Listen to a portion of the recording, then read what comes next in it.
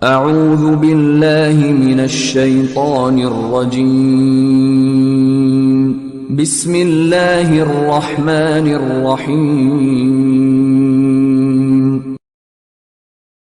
اس video میں ہم محسن انسانیت کے بارے میں بات کریں گے۔ اگر آپ اس چینل پر نئے ہیں تو اسلام کے ہسٹوریکل ویڈیوز دیکھنے کے لیے ہمارے چینل کو سبسکرائب کریں اور ویڈیو کو آخر تک لازمی دیکھیں۔ بی بی حلیمہ ننھے محمد کو گود میں لیے بخاریات اپنے سرائی گاؤں میں پہنچ گئے۔ بی بی حلیمہ کی ایک نیک خصلت بچی شیعہ بھی تھی، اسے آن حضرت سے بہت انس تھا، وہی آپ کو کھلایا پلایا کرتی تھی۔ حلیمہ ہر 6-7 ماہ بعد حضور گھر مکہ لے آتی اور آپ کی والدہ ماجدہ اور رشتہ داروں کو دکھا کر واپس لے جاتی۔ جب آپ 2 برس کے ہوئے تو آپ کا دودھ چھڑا دیا گیا۔ آپ شکل و صورت سے بہت صحت مند نظر آتے تھے۔ بی بی حلیمہ آپ کو لے کر حضرت آمنہ کی خدمت میں حاضر ہوئیں۔ حلیمہ اب تک اپنی آنکھوں سے دیکھ چکی تھیں کہ دہی منا تیم جسے گود لینے کے لیے کوئی بھی تیار نہ ہوتا تھا کہ قدر حیرت انگیز بچا تھا۔ ہمیں آپ سے بے پناہ انس بھی ہو چکا تھا، اس لیے وہ آپ کو کچھ عرصہ اور اپنے ہاں رکھنا چاہتی تھیں۔ چنانچہ انہوں نے حضرت آمنہ سے اس خواہش کے بارے میں بات چیت کی۔ اپنی بات پر اصرار کرتے ہوئے بھی حلیمہ نے کہا، صحرا کی خلیفہ ننھے محمد کو بہت رسائی ہے، ویسے بھی مکہ میں وبا پھیلی ہوئی ہے، اس لیے بہتر یہی ہوگا کہ آپ اس نیک شگون بچے کے کچھ عرصہ اور میرے صحرائے خیمہ ہی میں رہنے کی اجازت دے دیں۔ یہ استدلال اس قدر معقول تھا کہ حضرت آمنہ کچھ عرصہ اور اپنے لخت جگر سے جدا رہنے پر راضی ہو گئیں۔ چنانچہ حضور کچھ اور مدد کے لیے حلیمہ کی تحویل میں رہائش کے لیے لوٹا دلیے گئے۔ جو آپ بڑے ہوتے گئے، آپ اپنے 2 بھائیوں کے ساتھ اکثر بکریاں چرانے بھی نکل جایا کرتے تھے۔ بکریاں چھانے اور گلہ بانی کے ابتدائی تجربہ کے علاوہ ان حضور کو بعد کی زندگی ہمیں بھی اس دلچسپ اور مفید شغل کا موقع ملتا رہا۔ چنانچہ آپ کئی سال تک اپنے خاندان اور مکہ کے بعض دیگر اشخاص کی بکریاں چراتے رہے۔ گلہ بانی کے دوران آپ کو کائنات اور زندگی پر غور کرنے کے مواقع ملتے رہے۔ آپ اپنے اس تجربہ کا ذکر بڑے فخر سے کرتے اور اس پر اللہ تعالیٰ کا شکر ادا کیا کرتے۔ حضور کی والدہ آپ کو پا کر بے حد خوش ہوئیں، چنانچہ آپ اپنے گھر میں اپنی والدہ ماجدہ کے ساتھ ہنسی خوشی رہنے لگے۔ نگہداشت کے لیے ایک نیک خصلت خاتون ہم ایمین آپ کی دائیں مقرر ہوئیں۔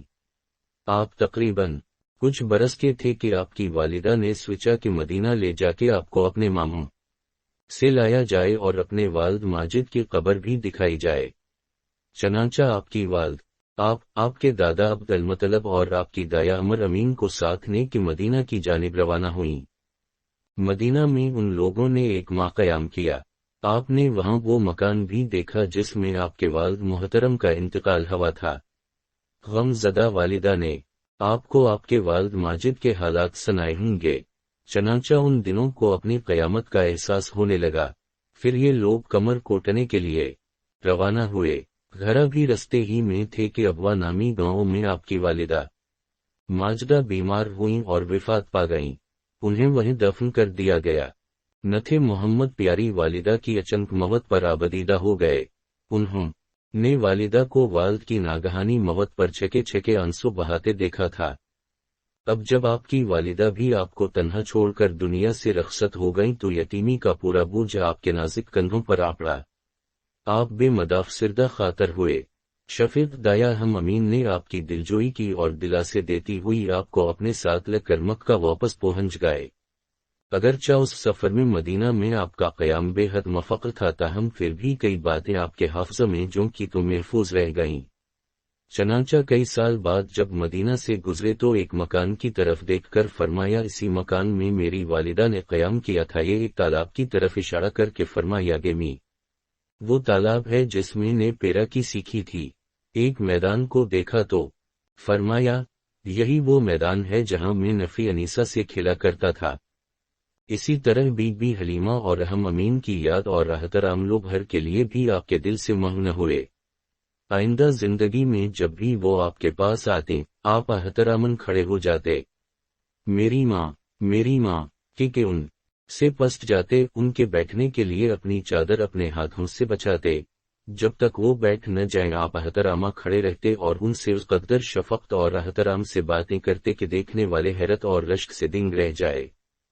ایک دفعہ خشک سالی کی وجہ سے مکہ میں قحط پڑا تو بی بی حلیمہ حضور کے پاس تشریف لائیں۔ آپ نے ان کی بڑی خاطر مدارت کی۔ جب وہ واپس لوٹنے لگیں تو آپ نے انہیں ایک اونٹ اور 4 بکریاں تحفہ میں پیش کیں۔ ایک مرتبہ حلیمہ بی بی کی بیٹی شیمہ چند اور جنگی قیدیوں کے ساتھ آپ کے سامنے پیش کی گئیں۔ آپ ان سے بڑی شفقت اور احترام سے پیش آئے اور ان کی خواہش کے مطابق انہیں فوراً اپنے قبیلہ واپس بھجوا دیا۔ تو آپ کا بچپنا ختم ہوا اور آپ اپنی تجارتی زندگی میں پڑ گئے۔